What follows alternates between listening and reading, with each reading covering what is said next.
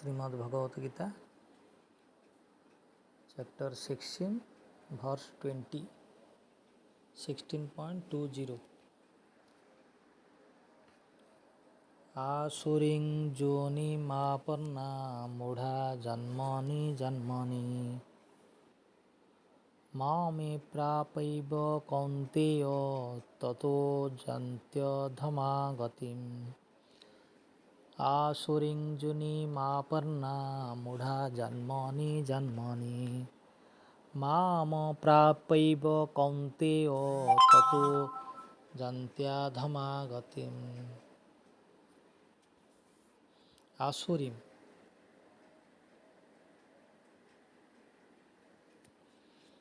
आसुरी माने आसुरी, जोनि माने जोनि, अपरना प्राप्त होई,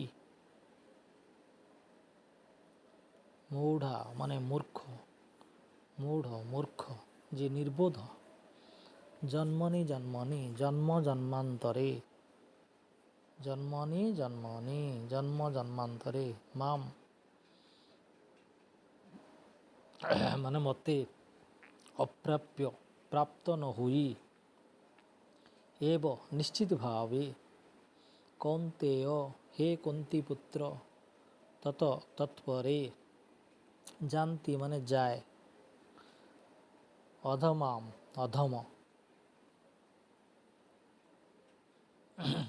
गतिम गतिम माने गति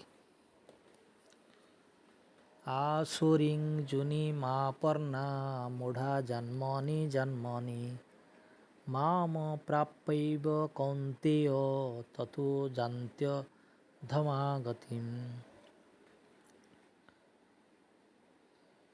ए प्रकार लोके बारंबार जन्म जन्मांतरे आसुरी जोनि प्राप्त हुई मते पाई पारंती नाही, क्रमे सेमाने अधम गति प्राप्त हुअन्ति। भावार्थ प्राय कथित अछि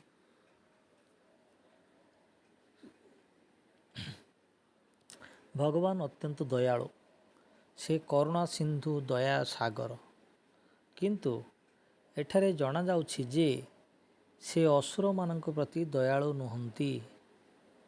एठारे परिष्कार भाव कह जाउछि जे असुर स्वभाव संपन्न व्यक्तिगण जन्म जन्मांतरे आसुरी जोनि प्राप्त हुअन्ति एवं भगवानकर कृपा लाभ करि न पारि सेमाने क्रमे अधम गति प्राप्त हुअन्ति।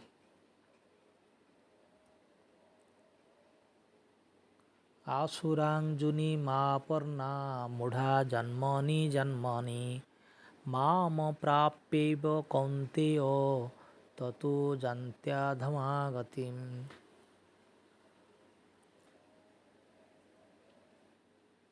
तेणु एठारे परिष्कार भाव कह जाउछि जे असुर स्वभाव संपन्न व्यक्तिगण जन्म जन्मांतरे आसुरी जोनि प्राप्त हुअन्ति एवं भगवानଙ୍କର कृपा लाभ करि न पारि सेमाने क्रमे अधम गति प्राप्त हुअन्ति। परिणाम रे सेमाने कुकुर बिराड़ी और शुकर शरीर प्राप्त हुअन्ति। एठारे परिष्कार भाव कह जाइछि जे ए असुर माने जीवनर कौनसी अवस्था मध्य भगवानकर कृपा लाभ करिवार सुযোଗ पाती नाही। वेदरे मध्य एकथा कह जाइछि जे ए प्रकार व्यक्तिगण क्रमशः अधम गति प्राप्त होई कुकुर और शुकर आदि हीन जीव जोनि लाभ करती। ए संपर्क रे कही एपरी युक्ति करि पारंती जे ताहले भगवान को आमे काहेकि करुणा सिंधु बोली कहिबा जेतेबेले से ए प्रकार असुर मानक प्रति कृपा प्रदर्शन करू नाहंती। ये प्रश्न उत्तर रे आमे वेदांत सूत्र रे पाइबा जे भगवानकर काहारी प्रति घृणा भाव नाही।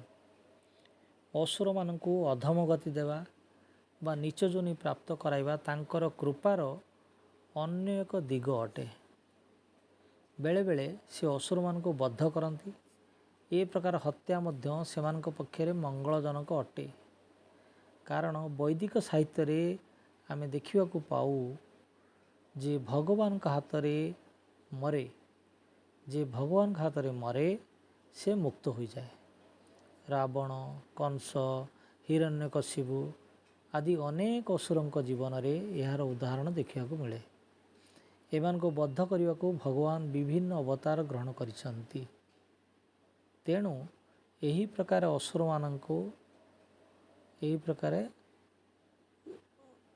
ଅସୁରମାନେ ଭଗବାନଙ୍କର କୃପା ଲାଭ କରନ୍ତି। ଯଦି ସେମାନେ ଭାଗ୍ୟବାନ ହୋଇଥାନ୍ତି ତାହେଲେ ସେମାନେ ଭଗବାନଙ୍କ ହାତରେ ମୃତ୍ୟୁବରଣ କରନ୍ତି। ଏହି ପ୍ରକାର ସେମାନେ ଭଗବାନଙ୍କର କୃପା ଲାଭ କରନ୍ତି। ଆସୁରିଂ ଜୁନି ମାପନ୍ନା ମୁଢ଼ା ଜନ୍ମନି ଜନ୍ମନି ମାମ ପ୍ରାପ୍ୟେକ କୌନ୍ତେୟ ତतो ଯାନ୍ତ୍ୟଧମାଂ ଗତିମ୍। ହରେ କୃଷ୍ଣ।